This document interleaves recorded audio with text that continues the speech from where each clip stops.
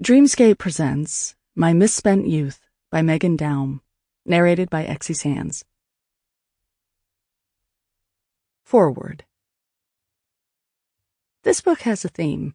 It has, despite appearances to the contrary, a point, one which is made somewhere in each essay and, with any luck, emerges at the end of the book as a subject, albeit an elusive and abstract subject. Nothing that will be turned into a major motion picture starring Julia Roberts, although I suppose there's always hope for a Wallace Shawn vehicle. A one-man experimental meditation on the psychodynamics of email, air travel, floor coverings, sex, death, and various other cultural anxieties that surrounded bourgeois urban life at the very end of the 20th century. I have been told repeatedly that stringing these concepts together would be a bad idea, that I should, instead, focus on a more coherent topic, such as spirituality, dating, new media, women's gymnastics, or, as was suggested by a member of the New York publishing community who called me up one day with a surefire book idea, madness. This book is not about any of those things. If anything, this book is about not knowing what things are about and trying to sort matters out by using one's personal experiences and observations as a tool. Recently, I was going through my files and ran across some notes I'd taken during a conversation with a magazine editor about what I'd promised would be no less than an 8,000-word treatise on the socio-political impact of REM videos on those who were born between 1965 and 1978. The advice from the editor seemed, more than anything, to encapsulate what this book is about. Stay speaking from experience. The word aesthetic is a turnoff. Idea that generation has been paralyzed by irony has been said, so argument must be couched in terms of own experience. True that people define themselves according to trappings rather than actual things? Is this new? Maybe it's just you.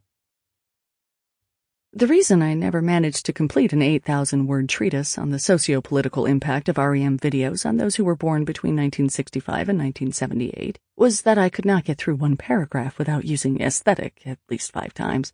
The word may be a turnoff, but I could never come up with any other way to describe the central conflict of my life and illustrate the condition that I feel most strongly affects the way we as humans go about the business of living our lives. Our habit of expressing ourselves through the trappings of particular ideas rather than through the substance of those ideas. Sexy topic. Let's greenlight it. Those notes date back to a few years ago, when I was frequently asked by glossy print publications to write think pieces on matters concerning Generation X.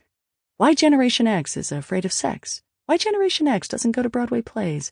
Why certain members of Generation X undergo existential crises of such magnitude that they are driven to bungee jump from bridges in New Zealand.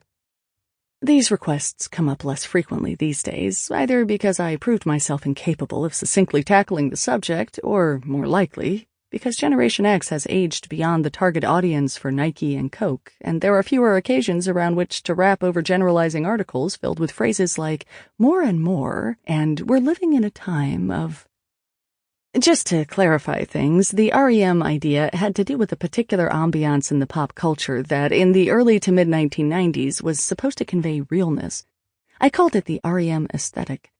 But it's largely moot now, because this aura is no longer used to sell Nikes and Coke.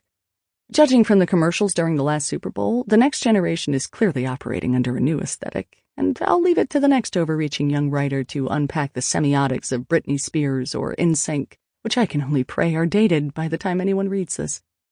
As for the rest of the pieces in this book, none of which bear any direct relationship to REM or Generation X, that term will not appear again in these pages.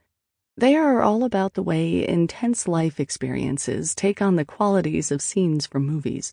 They are about remoteness. They are about missing the point. They are about the fictional narratives that overpower the actual events, the cartoon personae that elbow the live figure out of the frame. They are about the romantic notions that screw up real life while we're not looking. These pieces are not confessions. They're about me, but they're also about a lot of other things, and a few of the stories I tell never even happened. I am not a person who keeps a journal.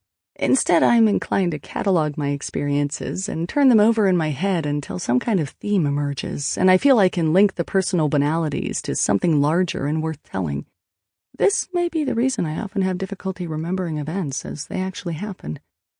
No doubt it is a symptom of my aforementioned point, which concerns the tendency of contemporary human beings to live not actual lives, but simulations of lives, loving not actual people, but the general idea of those people.